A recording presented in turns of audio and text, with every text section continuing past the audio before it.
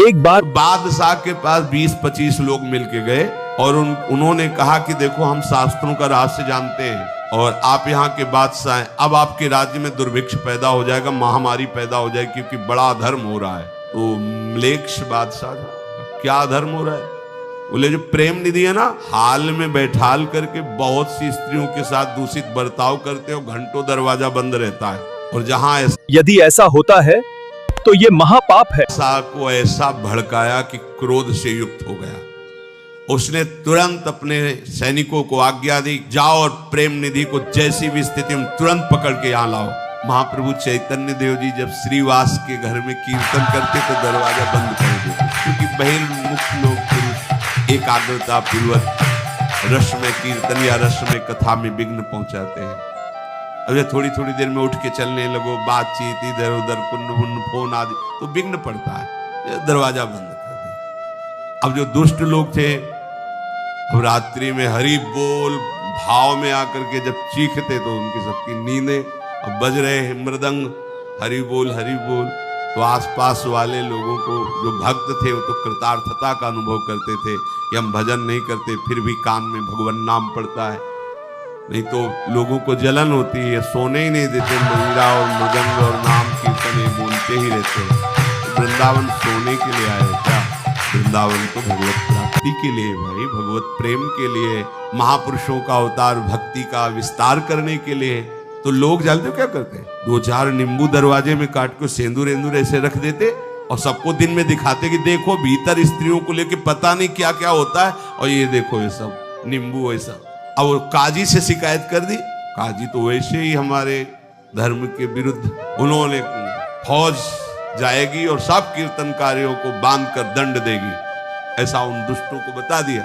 दुष्ट लोग पूरा प्रचार किए, तो जो कुछ कच्चे भाव के थे वो कीर्तन में भी नहीं जाने लगे। भैया महाप्रभु ने पूछा आज सब आए नहीं, तो बोले वो फौज आएगी, काजी क्यों ऐसा?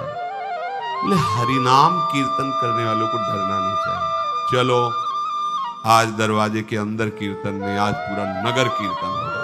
महाप्रभु जिस समय, महाप्रभु प्रेम मूर्ति, जिस समय कृष्ण बोलते थे तो वातावरण कृष्ण प्रेम में, पशु पक्षी नाचने लगते थे। पावत ही तिनको दरस उपजे भजनानंद। महाप्रभु चैतन्य देव पूरे नगर कीर्तन में करते हुए काजी के दरवाजे पे रुके जाके हरि बोल। वो ऊपर से देखा कि हमें तो फौज तैयार करके वहां ले जा लेती, ये फौज तो यही ले आए। दरवाजे पर ही नाम कीर्तन का प्रभाव, महाप्रभु की दृष्टि उतर के आया, साष्टांग दंडवत है, वो भी हरि बोल हरि बोल। क्या बिगड़ पाओ? प्रेम निधि को बांध लिया गया, अरे तुम दुराचार करते हो, ऐसा वैसा। उस समय प्रभु को जल पिलाने के लिए शीतल जल झारी लेके जा रहे थे, तो बादशाह का हुक्म था तुरंत हाजिर किया जाए। तो कठोर आज्ञा के कारण उनको बांध लिया गया। तो ऐसे जल झारी भगवान की तरफ ले जा रहे थे, छिन गई और उनको बादशाह के सामने पहुंचाया गया।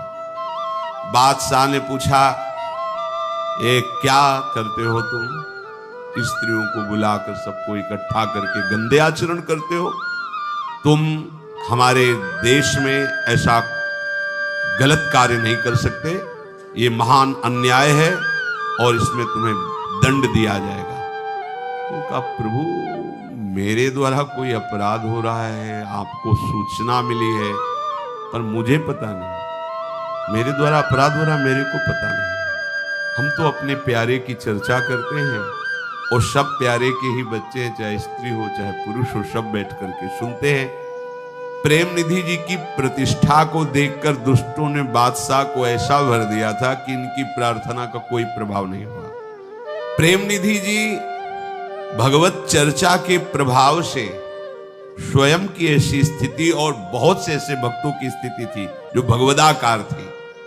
इनको और कोई कष्ट नहीं था, बस मन में एक कष्ट था कि हमारे ठाकुर जी प्यासे बैठे हैं, जल पिलाना था और ये हमें पकड़वा मंगाया। बादशाह ने कहा कि ठीक है, तुम्हारी बात जो तुम कहते हो, हम केवल कथा कहते, भगवत चर्चा करते, नाम कीर्तन करते, लेकिन तुम्हारे ही नगर के लोगों ने तुम्हारी चाल को देखा है।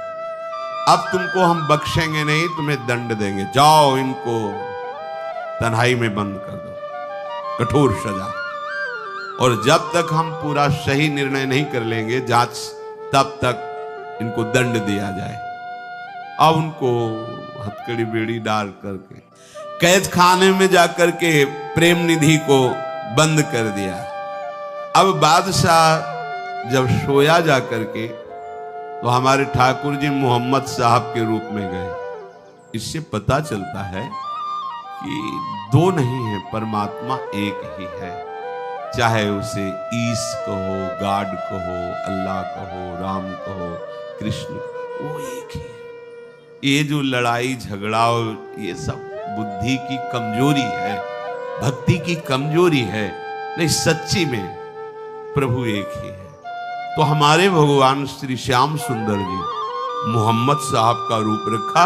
इसमें लिखा है कि सोयो बादशाह निसियाए के स्वप्न दियो, कियो वाको इष्ट भेष, कहीं प्यास लागी है, पीवो जल कहीं आब खाने ले बखाने, तब अति रिसाने को पियावे को रागी है।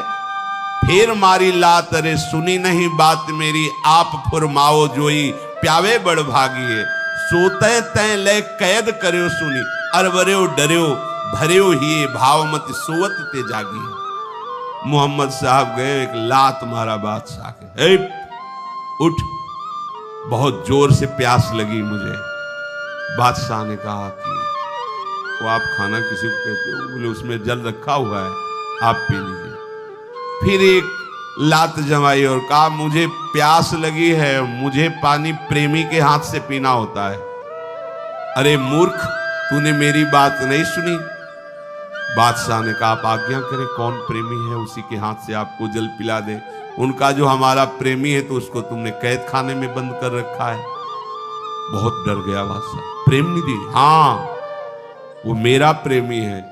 तुरंत भाग कर गए और प्रेम निधि के चरण पकड़े और कहा कि मेरे से गलती हो गई, लोगों के भड़काने से मेरी बुद्धि विपरीत हो गई थी। अब मैं समझा हमारे मोहम्मद साहब के आप इतने प्रेमी हैं। आ शब्द ब्रह्ममय है, कई बार सत्संग में कहा है। जैसे का, खा, गा, आ, जैसे सर्वम खलमिदम ब्रह्म, तो हर अक्षर पे आप आ को देखिएगा, आ ब्रह्ममय है। तो कहीं भी आ हो ब्रह्ममय है, इसीलिए सर्वम खलमिदम ब्रह्म। हमें कहीं द्वेष नहीं करना, कहीं नफरत नहीं करना। मेरे ही प्रभु के सब पर्यायवाची नाम है। जितने भी नाम हैं, जितने भी उपासक हैं, सब प्रणाम योग्य हैं। बस ये है कि वो अपनी उपासना के मर्म को नहीं जानते। कोई भी उपासना किसी को दुख देना, किसी की हिंसा करना, किसी को नाना प्रकार से प्रताड़ित करना, ये कोई शास्त्र, कोई आचार्य, कोई महापुरुष नहीं कहता। बस हम वो नहीं समझ पाते और हमारे हृदय में कठोरता आ जाती है। हम समझते हैं दूसरों की हिंसा करके, दूसरों को निराश करके, दुखी करके हम अपने आराध्य देव को प्रसन्न कर लेंगे। भूल है। जिसे तुम मार रहे हो, जिसे तुम दुख दे रहे हो, तुम्हारा आराध्य देव ही है। इस लीला में भगवान ने दिखाया कि उपासक को जैसा भाव वैसे ही मेरा अनुभव होता है। श्री राधा वल्लभ लाल की।